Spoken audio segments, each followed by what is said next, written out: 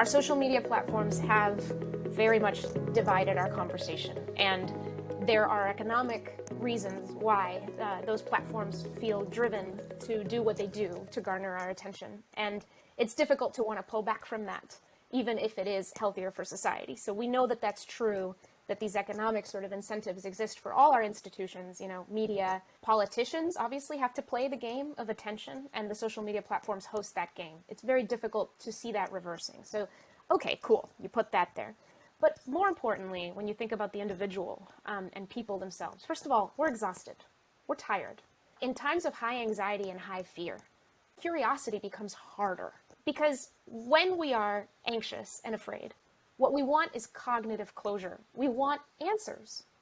The problem, of course, is that when you think you know, you won't think to ask. So curiosity, again, just doesn't become possible. It's not even really, it's certainly not accessible. And then what about the appeal of certainty? Are people kind of turning around from that and saying, oh yeah, I want to go out and ask these questions? And to your point, no. I mean, NPR just did a really wonderfully reported story about how our red zip codes are getting redder and our blue zip codes are getting bluer. So how do you reverse, trends people are behaviors people are doing because it makes for an easier life in a scary time, because it allows them to form community more easily.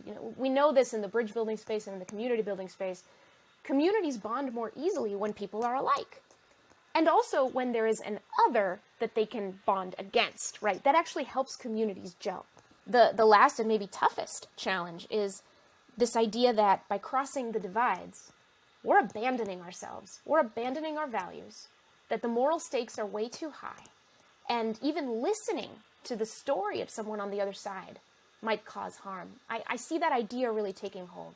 Again, a lot of these platforms have this sort of invisible mass audience of listeners, and we don't know who they are, and we have no idea how they're listening. For all we know, they're just hate scrolling the whole time. And we're sort of supposed to not care. But it's such an unnatural context to be speaking to a lot of invisible listeners, and you have no idea what they're doing, what they're thinking, and they may never respond, and you may never know. So what you end up doing is you're performing your conversation, you're performing your opinions, which means you're unlikely to really get curious with each other and open your mind. You're more likely to want to signal to all those invisible people who you are not, what you are for, what you are against. And it becomes a lot easier to be tribal. And then finally, it's embodiment. And this just comes down to the toolbox of human communication, where if I'm in person with you, we have everything.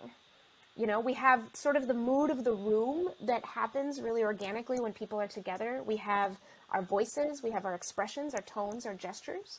And then it goes down from there, right? You step down.